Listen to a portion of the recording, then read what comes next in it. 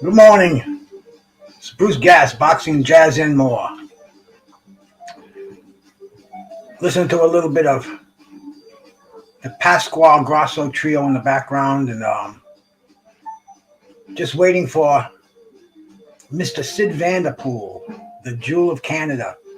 It was my brother Trick Nolte called me up yesterday, and he said, "You want to come? You want to talk to Sid Vanderpool?" I said, "Hell yeah!" And so I set up a real haste one over here, man, and just getting in a right frame of mind here and waiting for Trick and Sid to pop in, and let's hope they do. Jose Diaz, thanks for bopping by. Mr. Paz, my brother, cool man, always showing support. I appreciate both of you cats in here, man. Little impromptu Friday morning, little a little conversation. Let's hope we don't get stood up here, man, because this happens so much in on live YouTube. I've noticed it lately. But I'm expecting to see the legendary former number one IBF contender in the super middleweight division, Mr. Sid Vanderpool. I hope he stops in to say hello to me. I've never spoken to him. My man Trick Nolte, my brother for life. He introduces me to a lot of the fighters that I talk to, and we'll see what happened. I just talked to Trick a little while ago this morning. I was taking Bruno for a walk. Bruno was 8 years old yesterday, and he's acting his age, man. He's still got a lot of spunk to him. And I found this. Here's a call right here. This is Remy. Remy must be out there. Remy's having a good chuckle out there. Salute my brother Remy, man. While I'm waiting, I got a little green tincture here, man. This is my one of my new transporting system for the fine herb. I'm gonna have to stop talking for 30 seconds while I do this.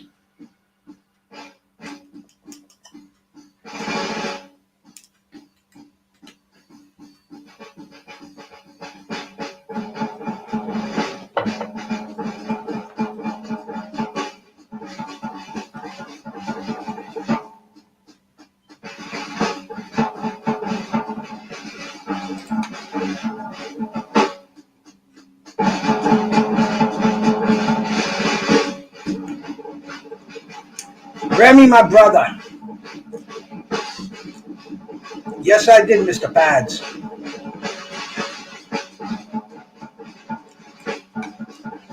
Listening to a little Keith Bella.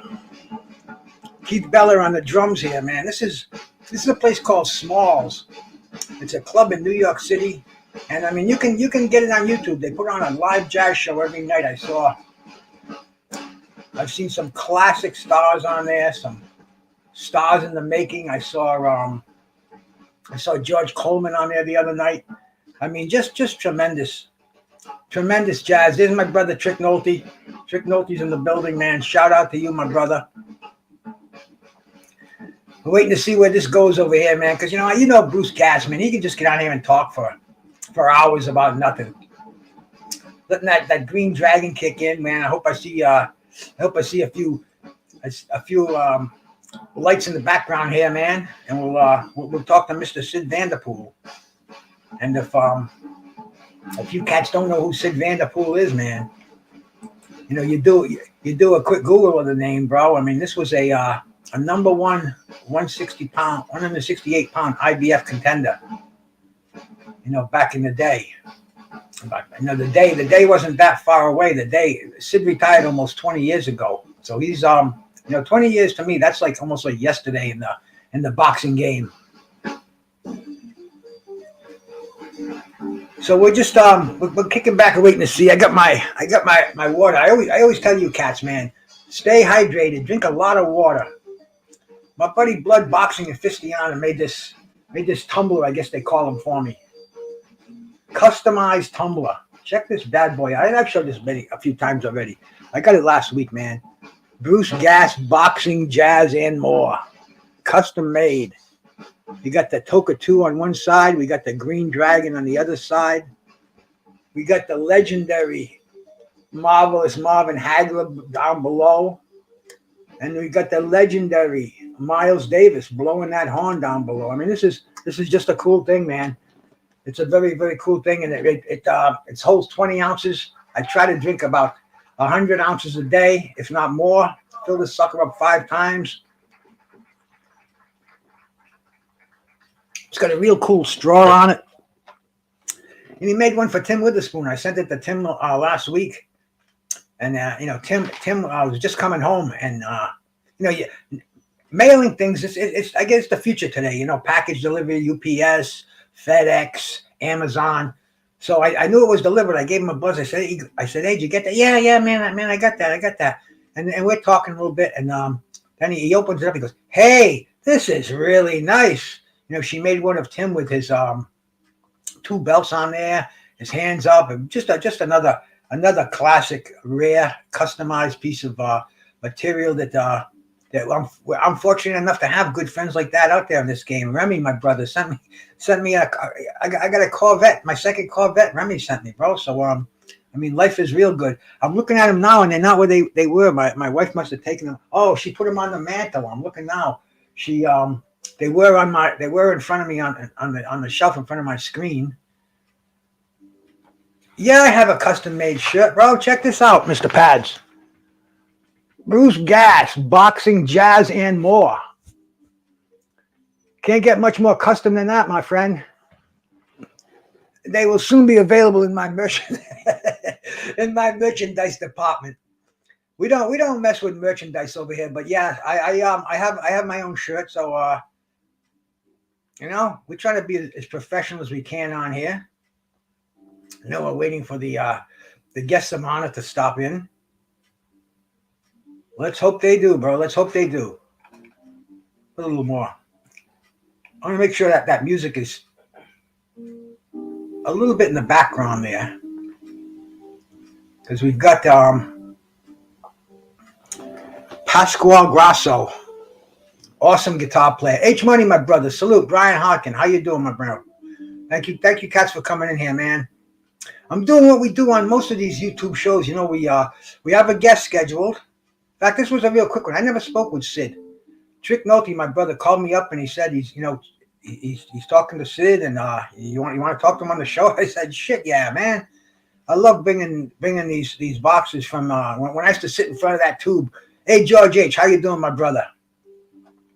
And we'll see if I get stood up over here. It happens. I see it happen so much, and it's happened to me on shows before. I mean, some of these guys, they forget, and that's it, man. We're sitting out here like this, and nobody shows up. But see, fortunately, I have my Green Dragon tincture that yes, Mr. Paz, I made this. I made a batch. I make it all the time now. Me and my wife, we don't smoke weed anymore, bro. We do the Green Dragon. It's a sublingual system. It's much healthier. It's in this 195 proof alcohol, this moonshine.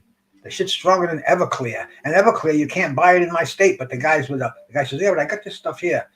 And he don't ask any questions. It's a sale. It's if they do, tell them none of your fucking business, or we're making jungle juice or something. Hey, Toka Talk, my brother. Sup with you, man? Thank you for stopping by.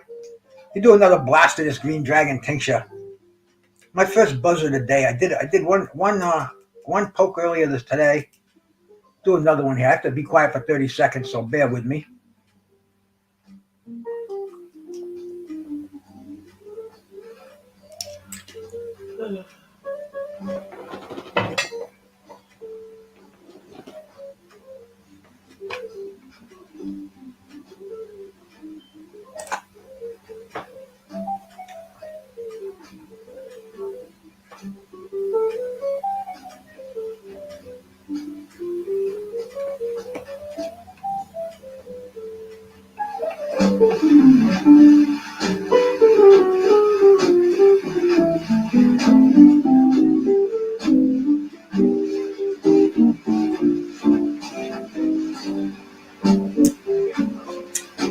No suppositories, Mr. Pads. I'm just digging on this jazz live from Small's Jazz Club. But yeah, bro, Sid lost to Jeff Lacey. He's got a very, very impressive record, though, man. He's got a record of 23 wins, 3 losses. 35 wins, 4 losses, 23 knockouts. He's been stopped 4 times, been decisioned once. He fought Bernard Hopkins. I mean, this man has fought. He's fought a virtual who's who in the super middleweight division. And I want to ask him about the super middleweight division today. Hey, Blackgrass, how you doing, my brother? I want to find out what he thinks of this fight we're having this weekend, man. I mean, because this is the fight that we all want to see. Let me turn this down a little bit. I get carried away with this jazz here. I play it too loud. Just want to see just a little something in the background to keep me bopping while I'm doing this.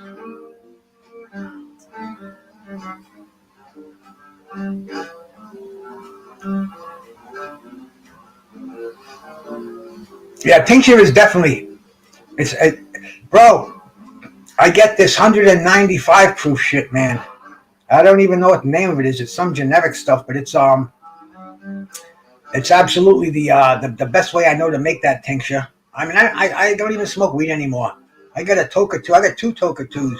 2 of the best draw pipes that I've had. I bought my first one in 1974, smashed a million of them, but I found a site that sells them, and I bought one.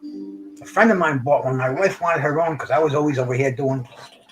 I'm looking at the sucker right now, but this tincture, no combustion, no congestion of the lungs, and I mean it's just a healthier way to do it, bro.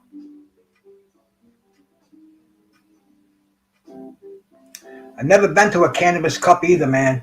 I used to read about him. The first one, I think it was 1974 in Amsterdam, man. I was reading High Times, and every year after that, man, always checking out what's happening in Amsterdam, what's happening with the weed, because weed is such a history of weed from the day I used to buy these paper wrapped. LaTanya, how you doing, my sister? Great to see you in here. I appreciate the support, man. And if you like what I'm doing, hit the like button. If you don't, man, don't hit it, because that's the way I do it, man. I don't just come in and throw a thumbs up. I make sure I'm digging on the cat who's putting out the program. And if I am, man, he's gonna get my like, he's gonna get my support. I might even throw him a super chat if he's monetized. So we keep it real. But yeah, man, I go back to the 60s, bro. I was buying nickel bags.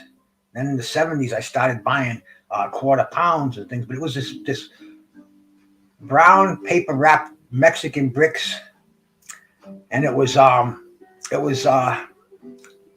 like a headache, a little bit of nausea, but the weed got better and better and better, man. It got better and better. The Colombian came around. The stuff that was $35 an ounce at the time was crazy, but it was Colombian, man. Then the Colombian red, the Colombian gold, the Panama, and then in 1975, the Primo Gold came around.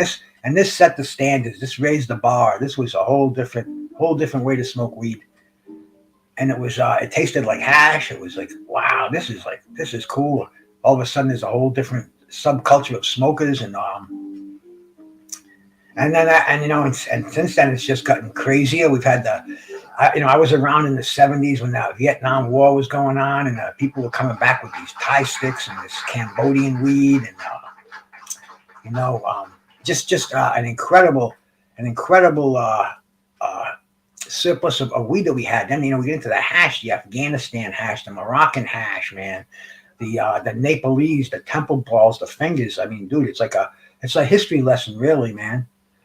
But now, ever since we learned this trick, and I think it's the Asians who started it, and the Mexicans learned it, and it's called sensimilla, spelled with L's, but the L's are silent. Late 90s Toka Talk. Yeah, man. Yeah, I'm probably going back to around that time because I was in an import world for forever. And then the growers came around in the United States. They started growing the jar weed. They were calling it Hawaiian, and it was seedless, and it had a whole different. I mean, like your stuff from the '70s, the '80s, it was probably 10% THC. Maybe 12, 15 at the most. Then the gold came, but then these growers, Remy, we called it Red Bud in the '90s because the Coca-Cola they poured on it to smash it down. I didn't know that, Remy. But the Maui Wowie, yeah, we used to get that. In fact, I knew this broad from Hawaii, and when she was in the United States, she used to come and see me, and she'd say, "Hey, I'm going back. You want me to send?" I said, "Oh yeah," and it was like $150 an ounce. But this was real Hawaiian. It was shipped from Hawaii. You got a lot of this shit. People are calling it Hawaiian because that was the thing to do. Jose Diaz, my brother, salute. And I got a few times it was primo stuff, and then the last one she sent me, it was something happened to it. It was not the primo Hawaiian, and she was kind of dumb. She was, "You sure, man? I'm in Hawaii." But yeah, but I found out it's not the origin of the country. It's the grower who knows how to grow it and who knows how to take all the male plants out and how to proper amount of light, the proper harvesting time, the proper drying. Nick Hammer, hey my brother, salute to you, my man. Always a pleasure to see you, man. The Toka 2 brother on there, man. But I'm getting let's see, we've been out here for about 17 minutes and no Sid Vanderpool. Still digging on a little jazz here, but yeah, we might as well talk about the weed. Where was I? Oh yeah. We're getting into the Americans have finally found out how to grow this stuff. They've taken they found the old sexual starvation trick of killing off the males where the females just ooze that THC just looking to be pollinated. And we hold back and let those horny females just over pollinate and thus we had this crazy stuff called sensimilla. There we go, Nick Hammer. Right on my street too. And I'm just killing a little time here. I'm waiting for Sid Vanderpool to come in. Or maybe I'm gonna get blown off. Who knows, man? This is YouTube, so we play it by ear. And man, I kind of like Picasso, my brother, Picasso, my man. The horny females, yes sir, man. Those horny female plants.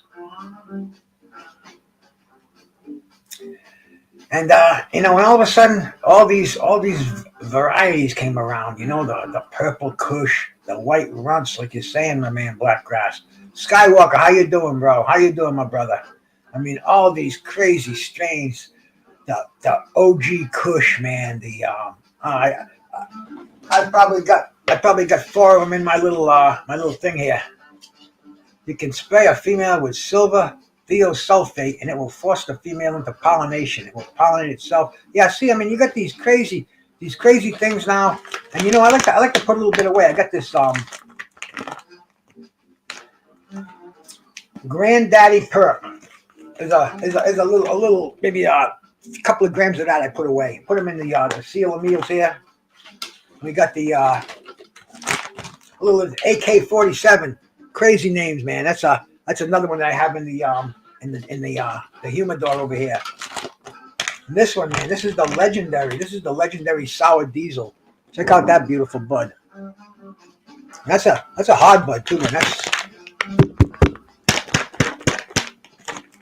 It's got to be about 5-6 grams in there.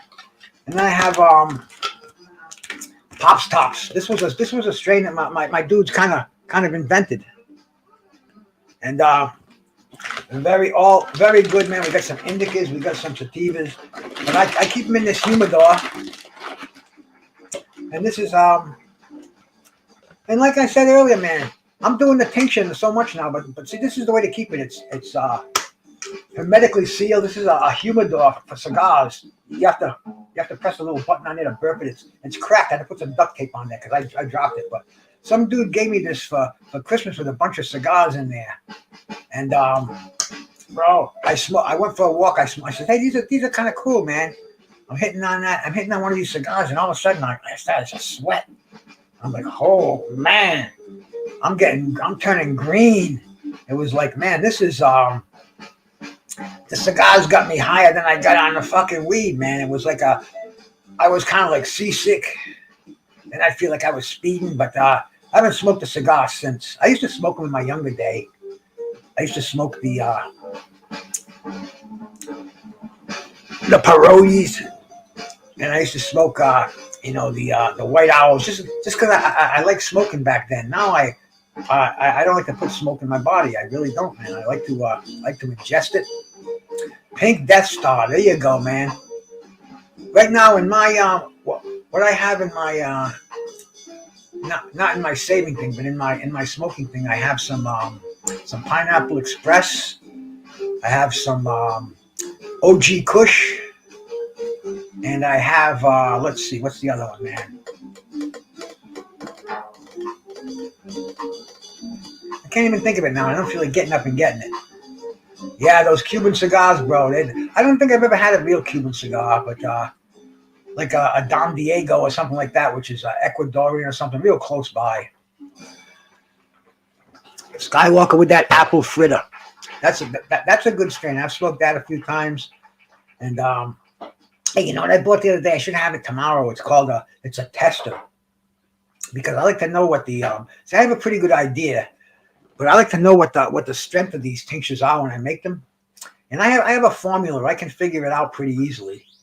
But to actually get the testing of the weed, so you know the percentage in there. Saki, how you doing, bro?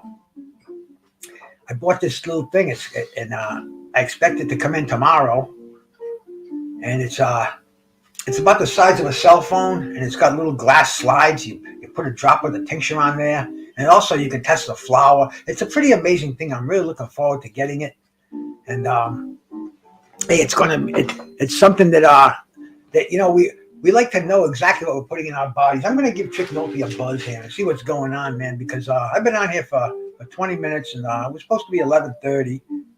Not that it even matters, but I don't want to get too far off track here.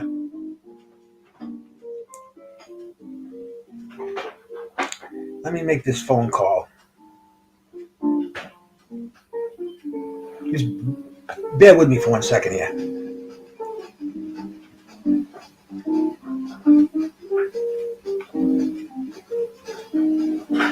Trick.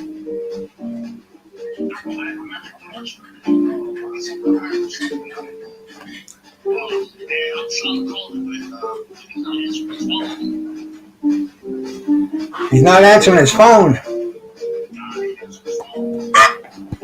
don't know why.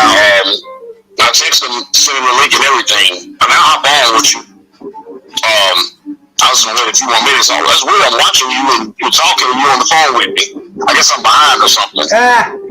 Refresh the computer. Sometimes it does that. You know, your YouTube goes behind. But anyway, we're here, bro. We're hanging in, man. If you want to stop in, say hello. Appreciate that. We talk a little boxing. All right, my man?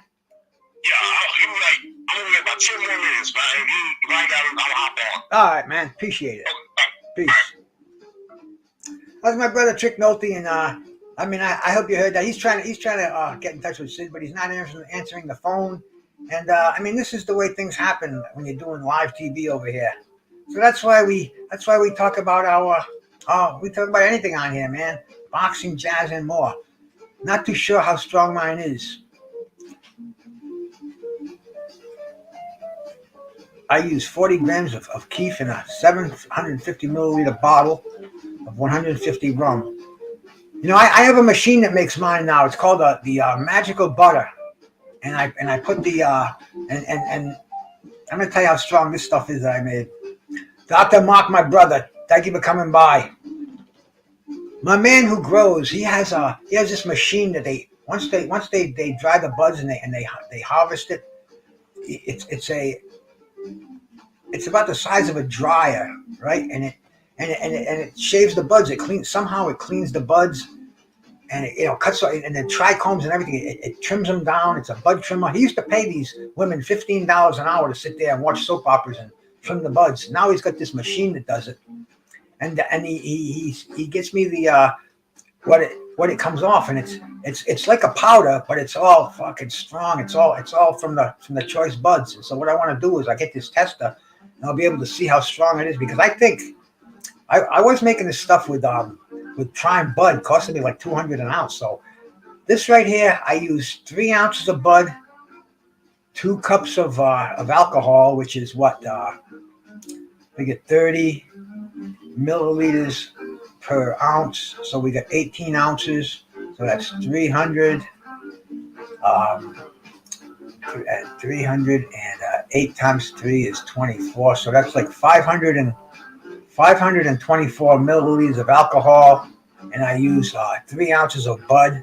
And so this stuff I'm guesstimating that it's got between 25 and 30 milligrams of weed per milliliter per cc, which is very strong, but I want to find out for sure.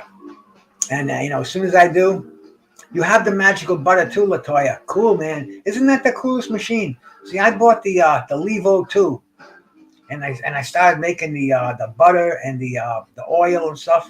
Hey, G5, how you doing, man? Mathematician, you got that right, Picasso. You have to be in this world, man. You have to be able to figure out, or you're gonna get burned, man. Especially when you're on the street, you got to be fast, and you gotta trust yourself too, because once you finalize that number, man, you can't go back and say, wait a minute here, 2 and 2. You know what I'm saying, bro? So we got to be a bit of a mathematician, and I have a formula. So if I know the percentage of weed, which on a lot of it I do, because I go online, I look up the strain, and I see that what the strength varies in there, and this stuff here is I made this with the it was the Cherry Diesel. Johnny boy, how you doing, man? It was the Cherry Diesel. The Cherry Diesel is it checked out at 23%. So you do the right math formula, and you can figure out exactly what this has per milligram. And I've gotten to the point where I know that this has roughly between 20 and 25 milligrams of THC per milligram per cc. And once I get this tester, I won't have any doubt. I'll know exactly the strength of it, which is just cool. It's kind of, it keeps it interesting, because I like playing the weed game, and we like to know what we're putting in our body. And digging on this jazz, there ain't nothing quite like it, because as I've told you all before, check out that guitar. Give me 30 seconds.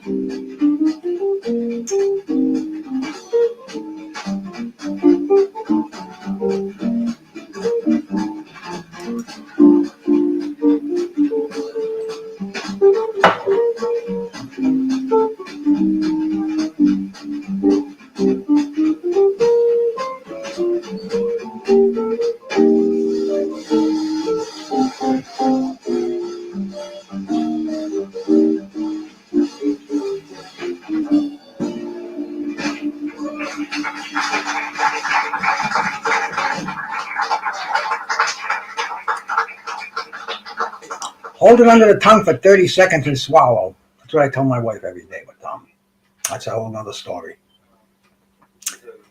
And it's a sublingual administration. It goes under the tongue. You have receptors in your mouth, and I'm already feeling a little bit of that now.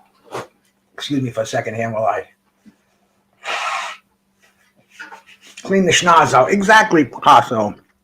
It is medicine, because I have the medical marijuana card. I don't need it because we live in a state that's it's totally legal. And it's crazy, man. They legalized it. What was it, about 6 months ago? And they said that you can have 10 ounces for personal use. Imagine that, 10 ounces. That's like that's more than a half pound, bro.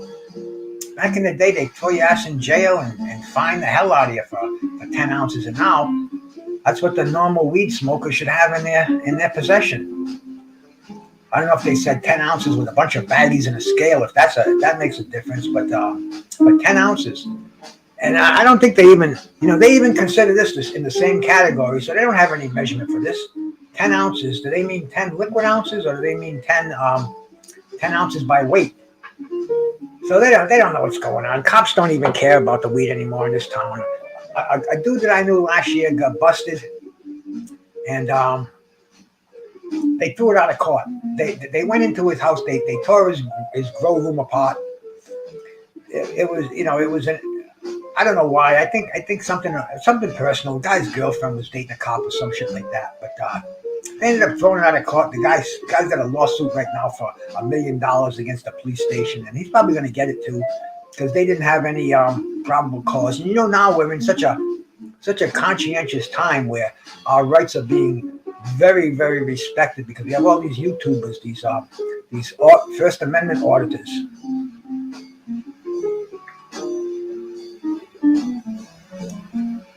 There we go, Toka Talk. Yeah. One of these days, I guess we're gonna have a weed discussion. It's kind of like that now, but yeah, man.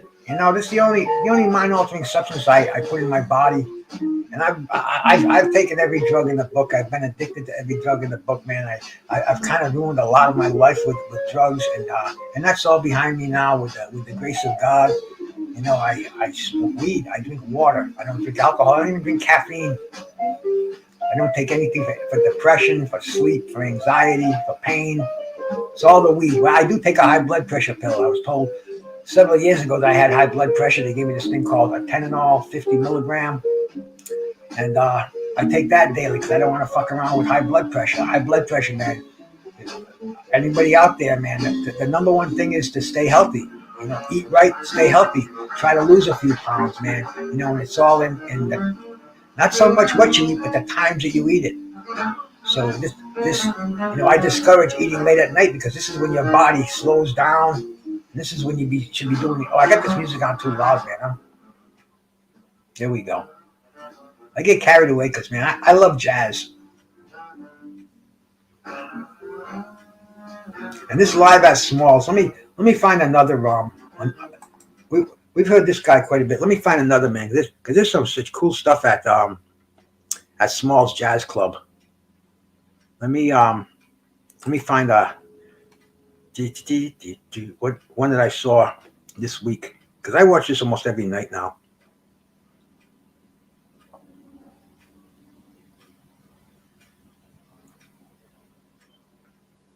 The Dave Berkman Trio.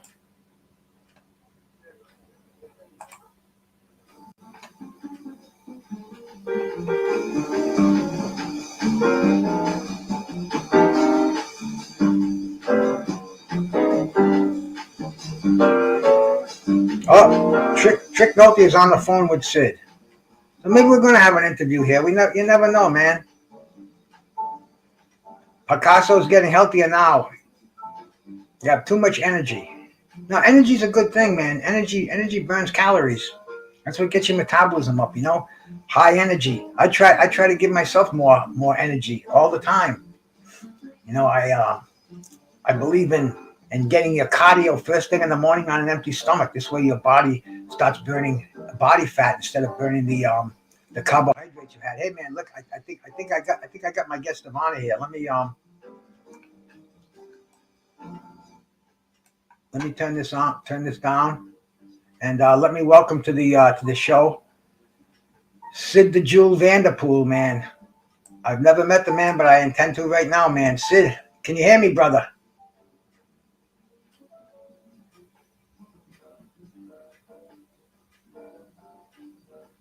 I think Sid must have just got the link. No, I'm on here. You got me? All right, brother. Yeah, man. How you doing, man? I'm doing great. How are you doing? Yeah, I'm doing fantastic. My name is Bruce Gaspro. It's a pleasure. It's a pleasure to meet you, my man. It's a pleasure to meet you. I've seen Bruce. Your career. Hey, Sid. How you doing? And how did you hook up with me? Let's tell these people a little bit about your career. If anybody out there has been sleeping for the last 20 years, I got Sid Vanderpool on here, former #1 IBF contender. Sid, tell us a little bit about yourself, please. Yeah, I mean, I grew up in Canada, Ontario, Canada. Was a national level athlete as a boxer in amateur boxing, and then you know what? I wanted to turn pro, so I went to my idol as a boxer was Marvelous Marvin Hagler. So I was Oh, like, I want to go where he is. So I went to Brockton, Massachusetts with Goody Petronelli, and that's where I started my career. And was with him until I was 5-0, and I lost my first fight. And then I moved from there to a training camp with John Davenport in Erie, Pennsylvania. Was undefeated for 6.5 years, and then I got a world title shot at 28-1 against Bernard Hopkins last minute on HBO. Lost a 12-round decision against Bernard Hopkins, and kept on going from there. So I ended up, I was promoted by Don King for a bit as well. So I had 35 fights with 4 losses and 23 knockouts. Was ranked number 1 in the world, and after that, just opened up a gym and started, training fighters and training young people. all right, man. I want to talk about that, but I want to go back to I'm from Rhode Island, man. Brockton, Mass is less than 50 miles away. This is Marvin Hagler country. Goody and Pat Petronelli, bro. I mean, that's boxing royalty in this neck of the woods. How was it training in the marvelous Marvin Hagler? And was Marvin there when you trained? Marvin was not there when I trained. I mean, I got lots of his signed autograph pictures, and I would run by. So Goody showed me his mom's house, and she had a gold. I want to say Mercedes. She had something gold, a gold car, nice gold car, and I would run by that house almost every morning, and I'd be like, one day I want to buy my mom a gold Mercedes like that. So yeah, no, Goody was great. Man, such a great man. So it was good times being there. Oh, I bet. And that the instillment of marvelous Marvin Hagler, the man who used to run in the snow in Provincetown, Mass. I mean, this guy was destruct and destroy, man.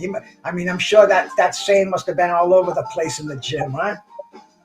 It was his pictures. His energy was still there, and I mean, he worked. I mean, he worked for the Petronellis, like I want to say concrete. Like he would work, man. You know what I mean? And that Take his bicycle to the gym. Unbelievable guy. Unbelievable guy. work Unbelievable ethic, man.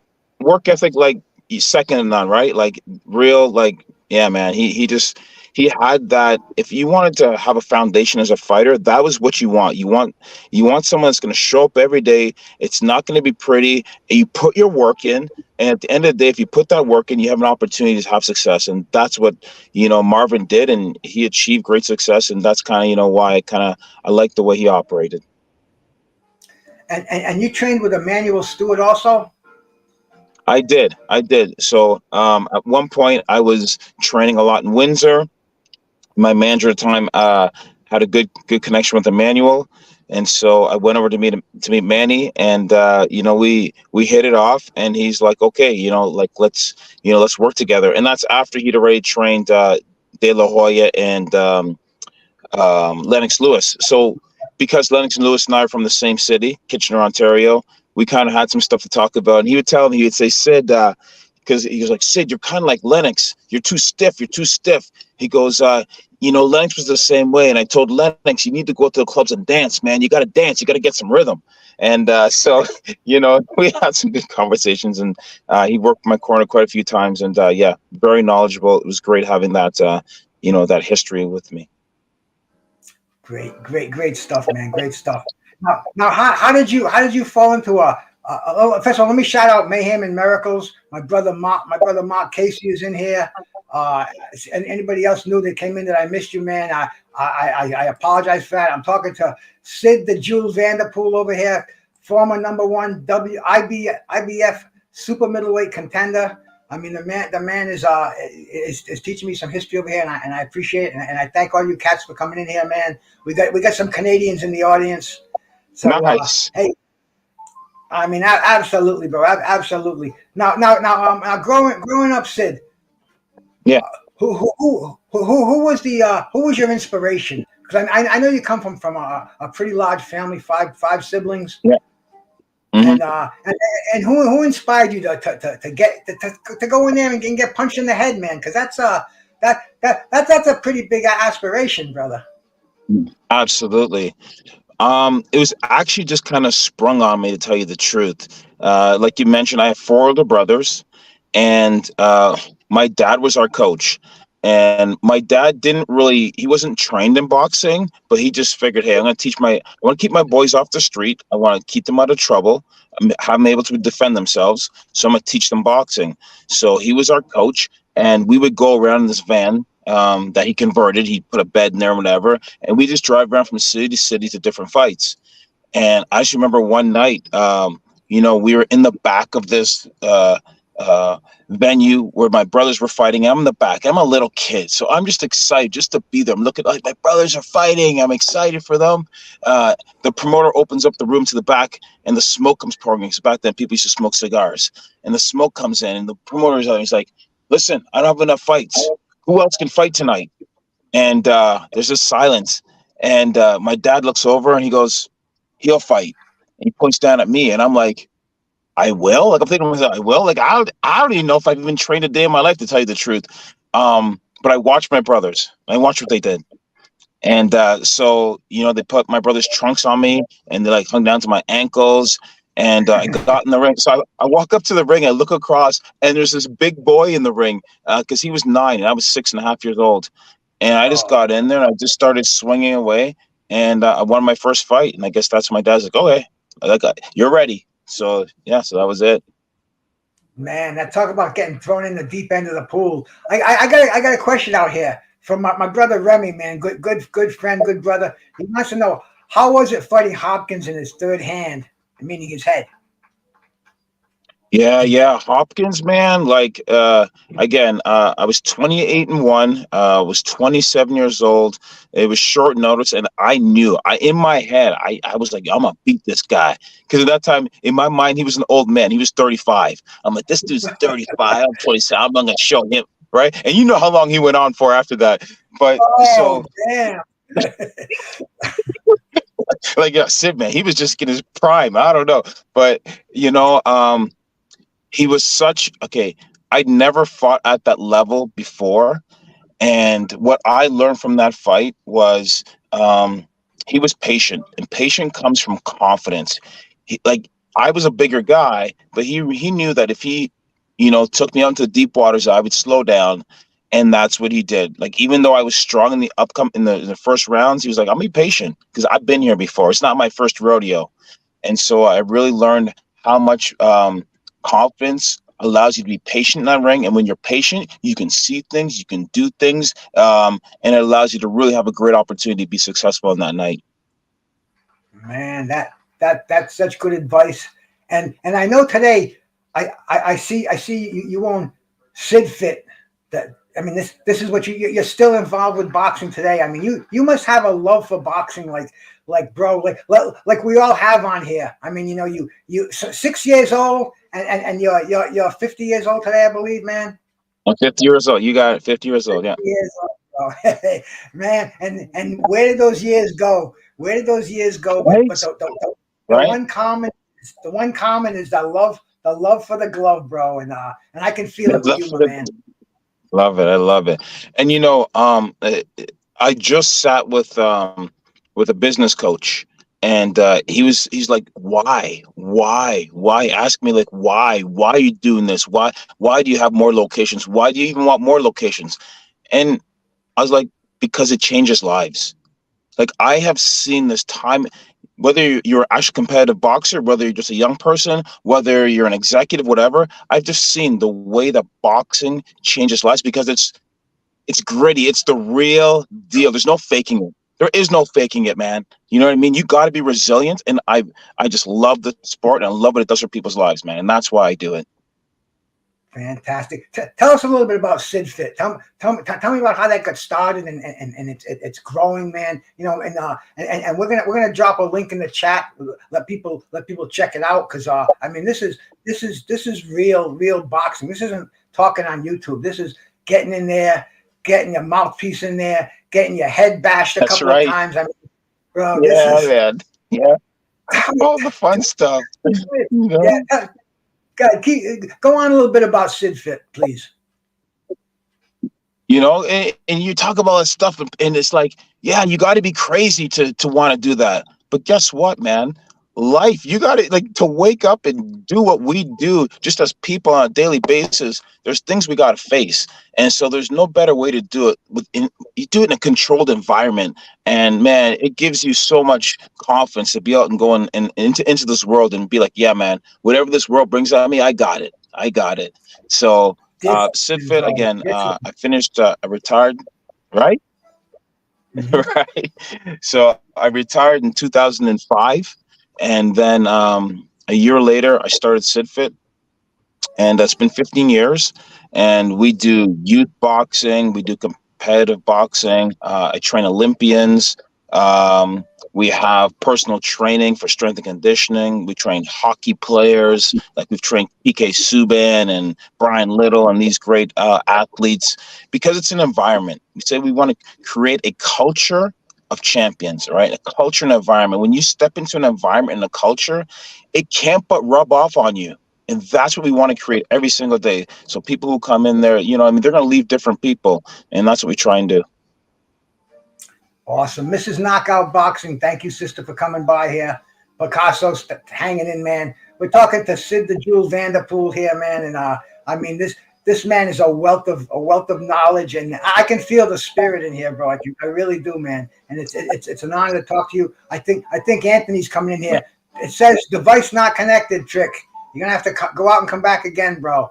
But Trick Nolte he's a great Anthony. guy. My man Anthony, you're gonna have to come back and come in again, because it says I think he's coming in now. But I mean, he brings so many people together in this sport. Man, we had a talk, and he just started talking about all these. Yeah, is he on there? Man, the people that he knows and the people that he's talked to, we just had a great time just catching up. And, you know, I was just like, how do you know that person? He's like, yeah, I know that person. I'm like, wow, crazy. He's my brother for life, bro. He really is, man. I talk to Trick at least once a week. And I have my phone dies. We talk so much, and he reaches out to boxers on Facebook. Yeah. And oh, bro, and I'm lucky to have him as a brother. He brings him in here. He's frozen right now. Have you had? Go ahead, man. Have you had John Scully on here? Have you had John Scully on here? John Scully. I haven't had John Scully. I met He John reminds Scully me of John Scully. Yes, he does, man. Yeah, he does. He's a quiet historian. He has so much in that head of his. Oh. And he connects the boxing community. He's always doing these little events where all the boxers, like he just did one in Detroit. Tommy Hearns was like, he loves to have all the boxing community come together, right? And it's so great that he does that, man, in all these different cities. It is, and I've been fortunate enough to meet some of my heroes from the past. I went down to Pennsylvania a couple of months ago to an event down there. I touched with Marlon Stalin, with Ray Seals, with Tim Witherspoon, Green. I mean, Tim is my brother. I call Tim almost every other day, man. He's, you know, it's just so cool reaching out to these cats, and you know, this is what I grew up with. I didn't have Batman and Superman on my wall. I had Hagler and Hearns on my wall, you know. Yeah. Please tell Tim, when you talk to Tim, tell him I say hello. I mean, he reached out to me one time on my birthday on my Facebook, and I was just like, man, I felt so honored. I'm like, Tim Witherspoon reached out to me. Hey, you know, Tim is the kind of a guy where I could give him a call right now and just say hello. Let me, you know, now that we're on here, man, let me see if he's home and if he can talk for a couple of seconds, because you know, Tim is such a cool guy, and I'm gonna down in my little Rolodex here, because you know, hanging out with Anthony over there, I got so many numbers in there, so many of these great fighters, but Tim is a special one. Tim is a special one, and I'm gonna see if I can get on here just to say hi to Trick. Are you there, my brother? Tim Witherspoon. Jeez. Legends. Let's see if he's on there. Let's see if he picks up. He might be in the gym right now, because he's staying with a lot of people. He's training. That's good. It takes him a while to answer his phone too. It always does. But but I'm sure Tim is such a cool guy. I'm sure he's going to be. Please leave your message Yes. Big Timmy Witherspoon. We'll catch Big Timmy with a spoon. He might call back. That's the kind of a guy he is because he takes a bit to call. Okay. Hey, Cool. Anthony, are you with us over here, brother? Yeah, man, I've been having some technical difficulties, like real bad, man. I was like, oh, missed the damn show, man. What's going on? Oh, Sam? How you no. I'm doing all right, man. How are you? I'm doing good, man. It's great to be talking with you, man. You're definitely one of my favorite fighters, man. Remember we spoke, I said when I saw Yes. Demetrius Andrade, I said he reminded me of a big of a version of you. Boo boo. Yeah. From Providence, Rhode Island, too. Another one right down the street. Wow. I'm trying to think of the people. So Providence, because we used to go to. All right. So I mean, of course we have with the neck. The Paz man. Oh my God. We have the Paz man. Yes, we have Paz. Was Ruiz from there? John the Quiet Man Ruiz? He was from Massachusetts. But He's Massachusetts. New England is so close, man. I mean, we go spar in Massachusetts, Maine, Vermont. It's all one brotherhood up in New England. And yeah, man, I mean, Brian the Bull Barboza. I had Brian on the show before. Brian's another cool guy. Have you really? Yeah. Oh man, this is what I love to do. I see what I call it, and it's getting kind of cliche now, but I like to give you guys your flowers while you're still here, man. I like. Thank you, man. I like to let people know that you cats are still with us, and bro, and you're still active in the game. You're training people. Yeah. What do you think about the big fight we got coming up this weekend? 168-pound. Oh my gosh! Let me tell you a quick little story about Brian Barboza.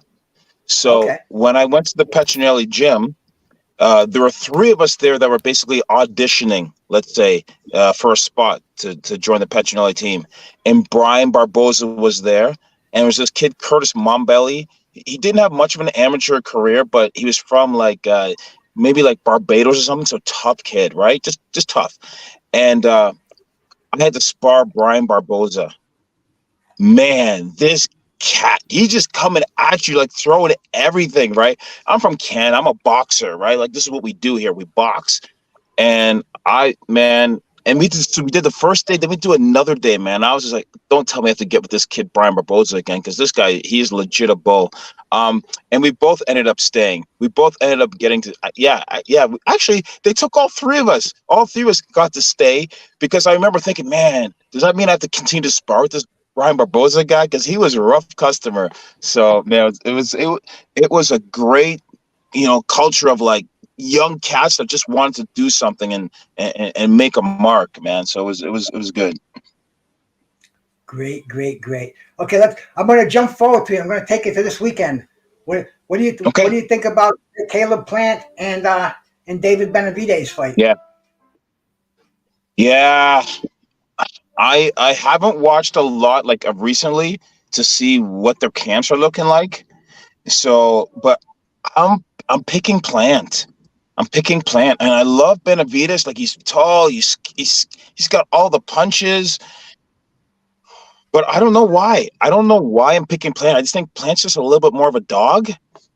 I don't know. Yeah, I'm going Plant. I'm just going with it. I'm doing it. Shout out to Warren Lowndes out there. Thank you for coming by, my brother. Yeah, this is a 50-50 fight. Everyone I talk really to, is.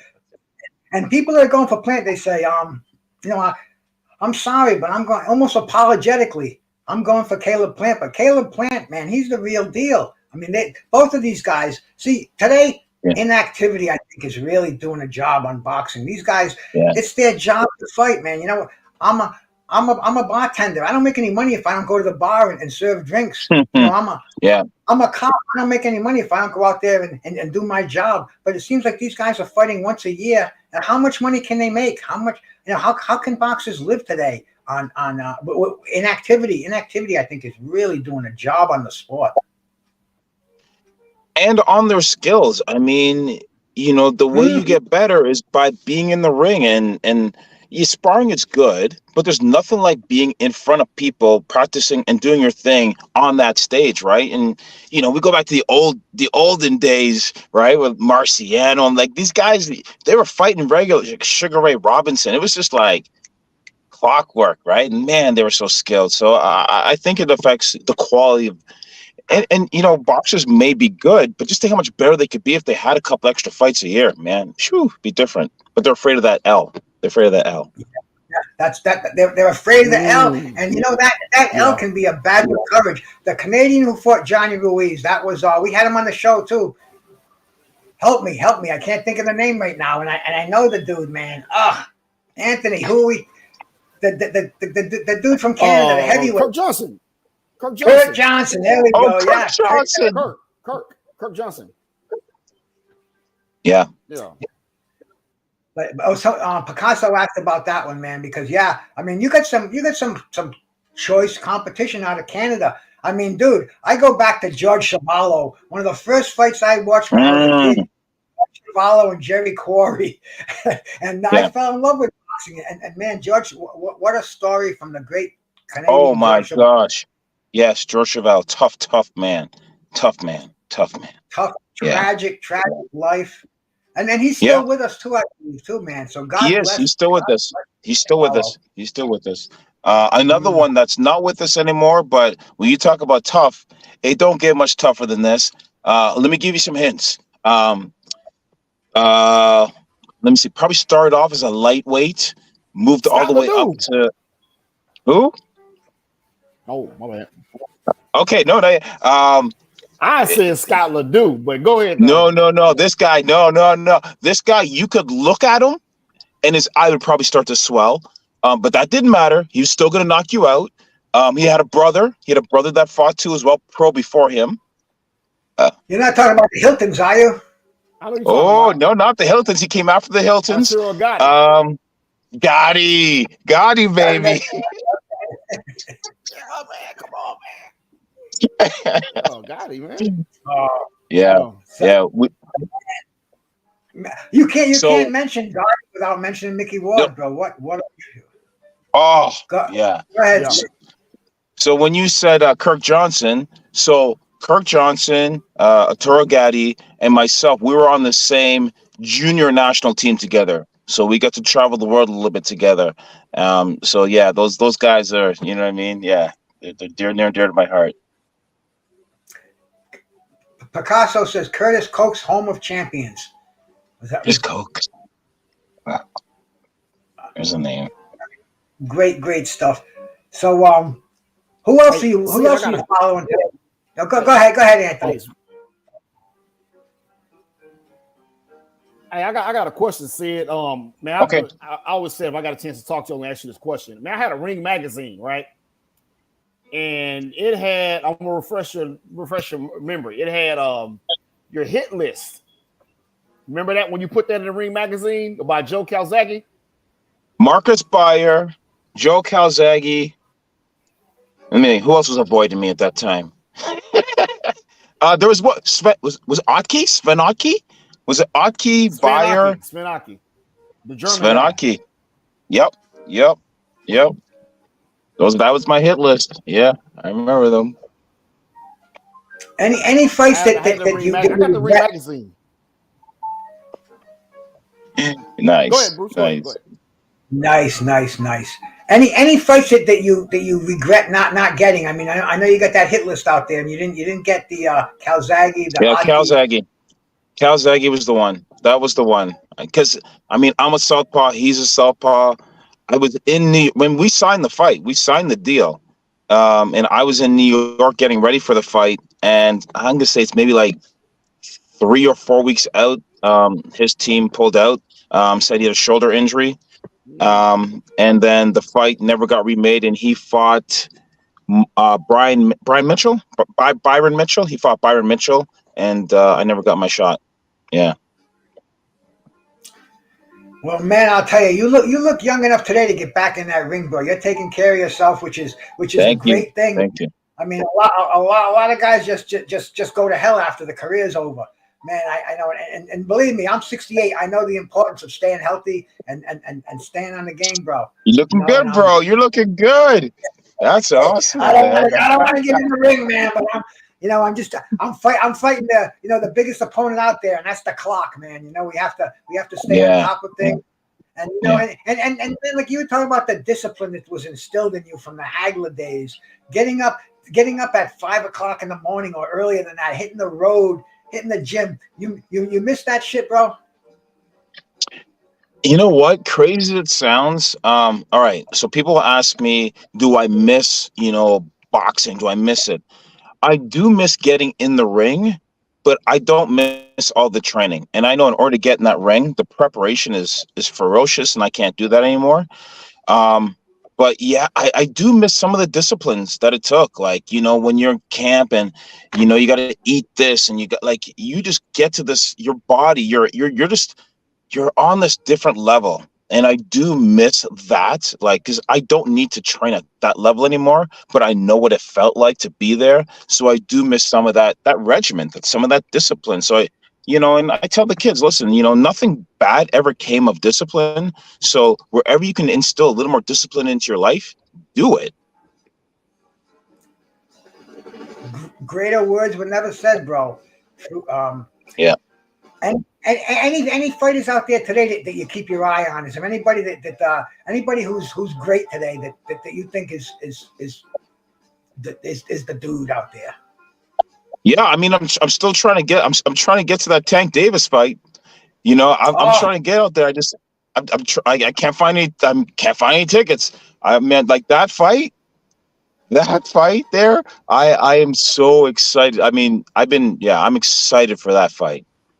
And how's that fight gonna go? Tank is gonna knock him out, maybe 7.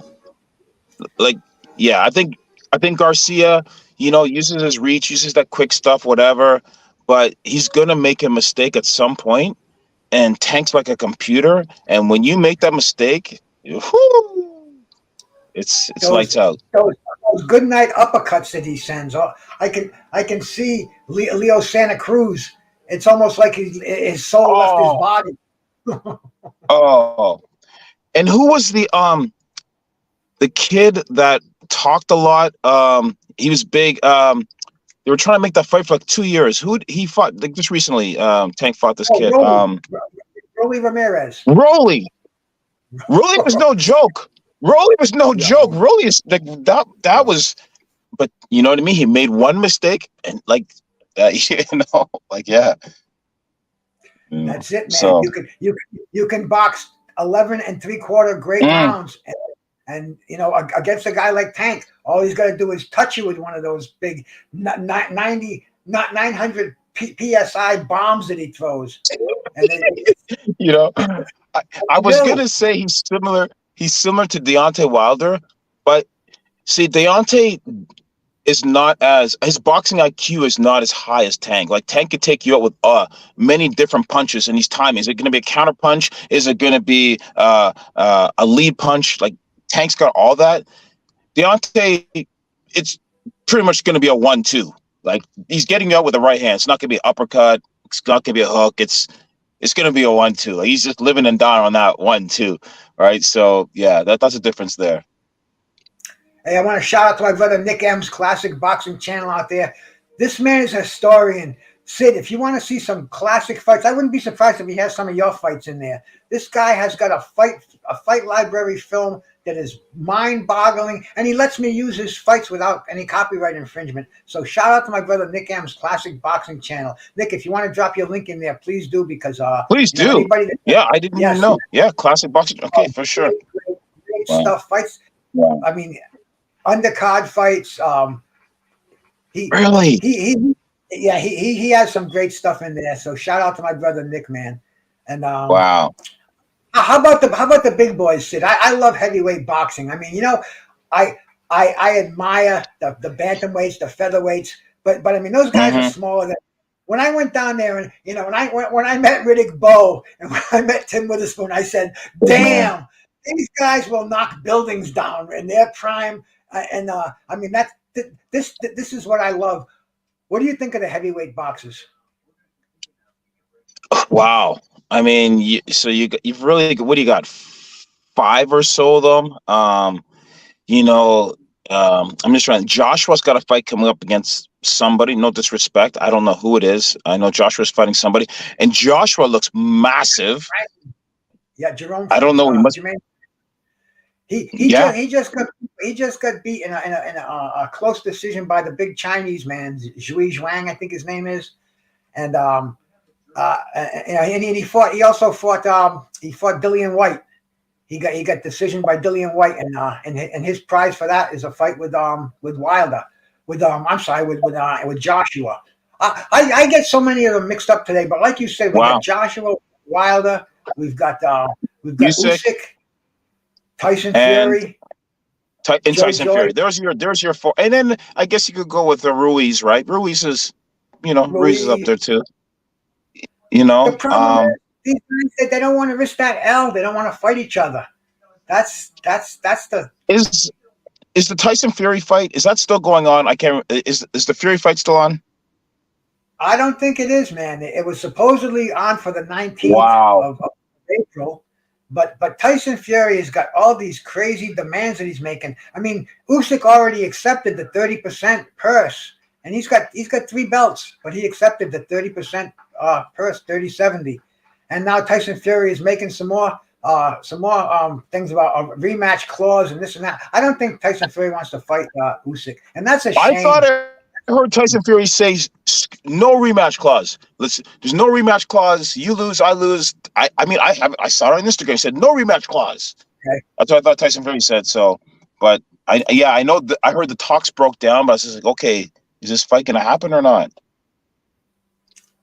Back in my day, these fights happened all the time. I grew up, like I said, with Ali, and Ali fought everybody out, man. Unified, undisputed. I mean, the greatest heavyweight of all. And then we saw the Larry Holmes era, who ducked nobody, and the Mike Tyson era. Even you go Lennox Lewis. Lennox Lewis, Lennox Lewis fought if he lost to you, he rematched and he beat you. Like, that's just the way it rolls, right? But yeah, it's different. It's different. Shout out to my brother Roma Lane out there, and shout out to my brother Teach out there. I appreciate you cats coming in here, man. I'm talking to Sid the Jewel Vanderpool out of Canada, man. Former #1 IBF contender who's fought a who's who of fighters out there, including Bernard Hopkins, including Mikhail Kessler, James Butler, Vinny. I mean, just an amazing career. And we're talking about these heavyweights once again. Who do you think is the #1 heavyweight in the world today? It's definitely, for me, it's Tyson Fury, and I went to see 2 of his fights with Deontay Wilder, which were amazing fights, and he's just something different. He's something different. And I was talking to another one of my fighters who was ranked #2 in the world as a pro, Denton Daly, as a cruiserweight, and he was saying to me, he's like, you know what, Coach? I think that if you have strength, if strength is your #1 priority, like you're strong in that ring, I think you can beat somebody that has if you're 10 strength, you can beat somebody that has an 8 skill. And I was like, really? Because Tyson Fury doesn't have a 10 strength, but he has a 10 skill, and Deontay Wilder has so I was like, I don't know about that. So, but I think at the end of the day, skills, like they say, skills pays the bills, and Tyson Fury's #1. No one's more skilled than him in that ring. How much is mental? In order to be able to use those skills, right? Like Sugar Ray Leonard, Roberto Duran. Sugar Ray Leonard is a more skilled fighter, I believe, than Roberto Duran. But Duran got inside of his head, and Leonard fought his fight, Duran's fight, which Duran is more skilled at in that capacity, and we get Sugar Ray Leonard losing his first fight. But then he comes back and fights his fight, and we get a no mas. So being able to be mentally composed in that ring is huge. It's massive. Absolutely. Sugar Ray Leonard. He was another dude that I love to watch. I saw him fight. I saw him fight Floyd Mayweather Sr. at the Providence Civic Center. I mean, Okay. I watched his entire career. What a great fighter. Let me ask you the question that of the century here. Who do you think won, Sugar Ray Leonard or Marvin Hagler? Oh man. Okay. So like I said, I'm a big marvelous Marvin Hagler fan.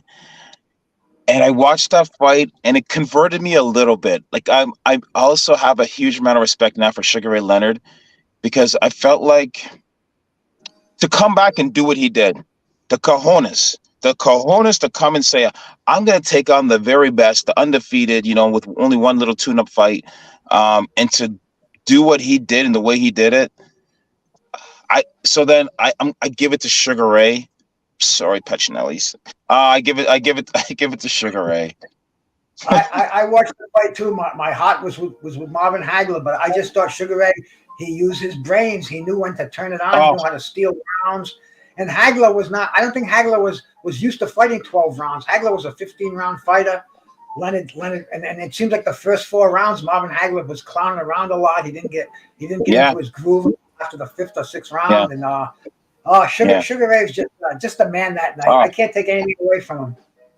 Yeah, and like vicious on the inside. Like he, they talk about Sugar Man, so sweet, but that guy was, you know what I mean? He wanted to put some hurt on you too. Let me tell you. I was in the 4th row when he fought Floyd Mayweather Sr. And once he hurt Floyd Mayweather Sr., he turned into the Hawk. I saw those eyes squint up. I saw that nose, and he was not going to let this man off the hook. He was going to kill him if the referee didn't step in there and separate him. Yeah. I mean, he You know what? I was talking to another coach about that also. Just that mentality, the finisher's mentality, like trying to develop that. Like I haven't decided. I don't know if you can develop that in somebody, or you can improve it. But to be able to sense when somebody's hurt that moment and then just go. I'm like, how do I? I'm still trying to figure out how to develop that in fighters. Because that's the greats have that. The greats have that. The finishing instinct. Yeah, absolutely. So, Trick, you have any more questions, Trick? I know you're a boxing historian full of knowledge here. Keep us going here, Trick. Give us some fresh questions. I got one for you. You fought Bernard Hopkins, man. Was he far about the best skill fighter that you ever fought? Was he the best skilled? Morning. I mean, he was up there. He utilized the tactic that was necessary to, make me, his opponent, have the least amount of success. Right? So he was very smart in the way, he was able to do that, holding on the inside, hitting me low, hitting me in the kidneys. We hit the canvas a couple of times. All that stuff wore me out, just so smart. I feel like, is that legal? Like, I don't know if it's legal, but I got to give the man respect, like in there. It's like, hey, who wants to come out with the title? And that's another thing I learned, from that fight. It was like, up until the point I was a good boxer, I'd never learned how to fight. And after that, I was like, oh, if you want to win a world title, you're going to be worth, you got to learn how to fight. Like you got to fight people, man. Like because sometimes that's what it takes. And I learned a lot from that. Let me ask you a question. Deep. Now you got out of the game. You were only in your early 30s. Today these fighters seems like they're peaking when they're 30. What told you that it was time to step aside? Because I know you had two losses in your last 2 fights. But did something say, hey man, this is I'm not doing this anymore? What told you to do that? Yeah, I mean, I had a 13-year professional career, and I remember talking to somebody, and they said, Sid, listen, and many years earlier, said, listen, when your career is no longer going like this and starts to go like this, you want to reconsider. this sport is unforgiving. And for me, I had 2 losses in like 12 years. And then I had 2 losses in a matter of like 10 months. And I was just like, it doesn't seem quite right. Like, you know what I mean? Like, so that's when I reconsidered. And again, I was starting to have a family. And for me, camp was in the Poconos. So I had to be away from my family for 3 to 4 weeks at a time.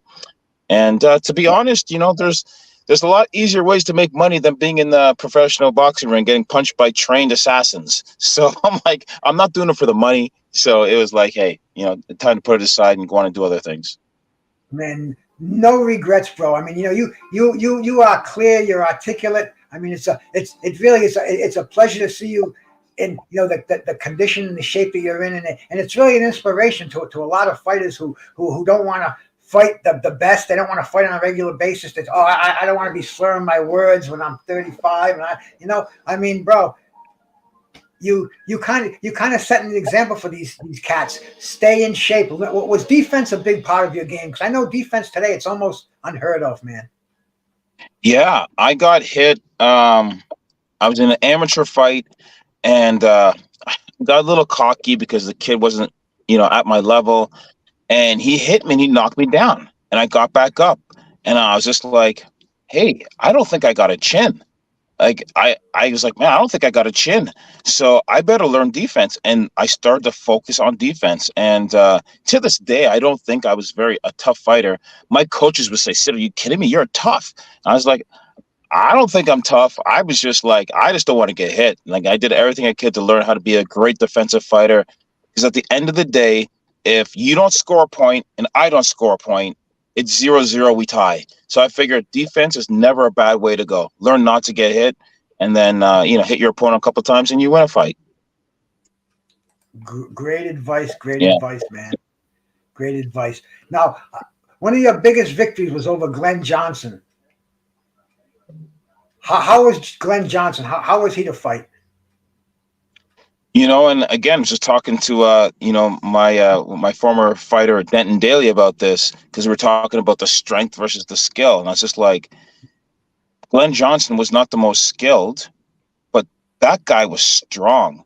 And in the first round, when we squared up and I hit him with a combination, and I think he stepped forward, and I don't even know if he hit me, but he just stepped forward, and I was like, oh, this guy's not going anywhere. And so I just boxed him. I straight up boxed him for 10 rounds because I knew that this guy was just strong and just smart and just, and you saw what happened later on down the road when he got in fights with Roy Jones and Tarver. So very strong, durable. His basics were good, and he had a good head on him, right? So, yeah. Tough fight. So how many plans did you go in the ring with? I know you have your offense, and then you had to go to plan B. I mean, do you instill this on the fighters you're training today? Do you tell them if plan A is not working, I'm going to give you plan B, I'm going to give you plan C, or do you try to keep it as simple as possible? Tell me about training these kids today to fight different styles.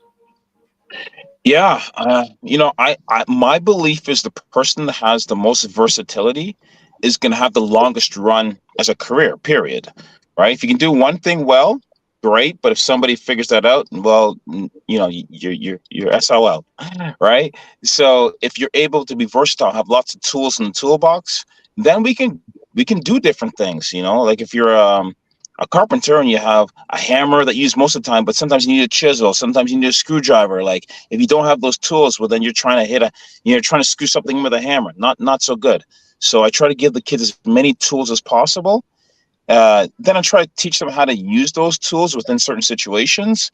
But again, if they have the tools and they don't know how to use them, I tell them, come out to the corner, I'll let you know. And as you get better and better and better, you'll start to know what tools to utilize in certain situations. So it's very strategic. It's a process to build a fighter. Like what did I say? Build. You got to build something. Well, you got to start with the foundation. What comes after the foundation? The roof? No. After you build the foundation, right? Then you got to put up some walls. I mean, this is how you build a fighter, not just put a little bit of foundation and throw a roof on there and throw them in the ring, they're gonna get slaughtered. And this is real fighting. Like in professional boxing, there's people's heads at risk. There's like things going on. So I mean, for me, I want to build a fighter. I want to take the necessary skills to teach them the steps and give them all the tools, just like I was taught. And people invested in me, and I want to do the same for my fighters. Man, that's great advice, and I hope to see you a lot. I hope to see you on a lot of these cards now. A lot of these fighters, man, because trainers. That's such an important part in boxing. And man, I mean, I've spoken with some of the best in the world, I think, and you're right up there, bro. You got the attitude, you got the knowledge. I mean, I see big things, and you're only 50 years old, man. Damn, you've got a couple of decades in front of you. You look young, Thank man. I'm about to be 50. I'm about to be 50 in October, man. You look good, man. Go. We gotta sing here now. We say, old is the new gold. That's it, bro. That's it, man. I thank God every day. Every day I open my eyes and I'm not in pain. I thank God. And when I come on here and talk to I'm going to say legends, bro, because anybody who stepped in that ring and has a career like you, fought for the gold. I mean, bro, you're royalty over here. You're really. Thank you, man. Thank you. So. Brothers, I got another meeting I got to get to, so I got to jump off. So such a good time talking to you, Sid. I'm going to stay in touch, brother, and let me know what's happening. We'll let the people out there know. We'll keep an eye on you and your fighters, bro. Thank you so much for coming on, man. God bless you, brother. Thank you for having me. God bless you guys, and now you got a new fan too. I'm watching your show all the time now. I appreciate that, man. Appreciate it. Salute, bro. All right, gentlemen. All right, see you. Bye-bye. Bye-bye. Hey, man, that trick, that was so cool of you to set this one up for me, man. I appreciate that. And what a nice guy, sharp, articulate. Bro, I didn't have any questions. I didn't have nothing written down. I had box rec in front of me just in case I needed to go in there and cheat a little bit. But what a sharp, articulate and honest man, bro. I appreciate this so much, bro. Yeah. And we spoke on the phone a couple of weeks ago, talking with him, and we're talking about stuff that's happening in Canada, like with fighters and just other stuff too. Just listening to him, he's very articulate, like you say, very sharp, just overall good guy, man. And he had a good career, man. He didn't win a world title, but he was in there with some killers, man. And I believe that them guys, Joe Calzaghe, and them guys avoided him. Sven Aki, Marcus Byron, them guys fought in Germany, and they fought in Calzaghe fought in England or whatever. So I think them guys avoided him, man. He's a southpaw, can box. I think he punched harder than what people gave him, credit for. He could punch too, slick in there, man. He was, like I say, when I saw Demetrius Andrade, I was like, damn, I said, that's it, Vanderpool right there. Big, a little smaller version a little bit, but good guy, man. I'm glad that he came to talk with us. Definitely a good guy. He got a busy schedule, man. So I'm like, woo, man, I had to get him today, because if I ain't get him today, I don't know when I was gonna get him. He's got his boxing organization, Sid Fit. He's training fighters. He's doing motivational speaking. I mean, I'm on it to have the brother come on here, and you definitely made my day, Trick. I mean, you definitely did, brother, and I thank you for it. And I know you got a long day ahead of you. Hey, it's Friday though. You don't have to work tonight. Right on, brother.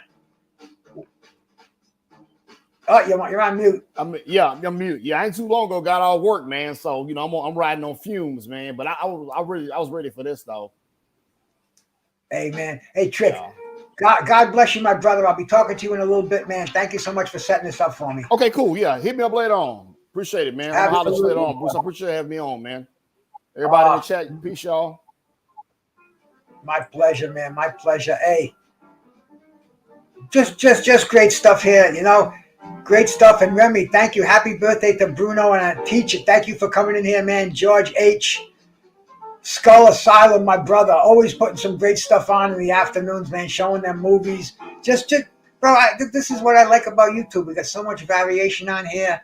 We're having such a, we can have these great contests, and I had to restrain from doing any of this tincture because, see, the thing is, I have to shut my mouth for 30 seconds every time I do a hit. But believe me, I get a great buzz on right now, man, and even better when after having this conversation with Sid Vanderpool, man. So I want to thank all you cats for coming in here. Dimitar, bro, thank you for coming by. I appreciate you cats listening to this, man. This is what I like to do. I like to talk to I like to bring the blast from the past on here, and it is a blast. So I think tomorrow, I'm gonna call the Caleb Plant fight. I'm gonna call that whole card, the Cody Crowley and Joey Spence and the whole thing. It looks like it's gonna be a good night. So I'm not going to take up too much of your time here. I know I've been here for an hour and a half. It's been it's a blast for me. I love doing this, and I'm going to do a blast as soon as I get off here. This is Bruce Gas, Boxing, Jazz, and more. Thank you so much for coming in here, man. Peace. God bless.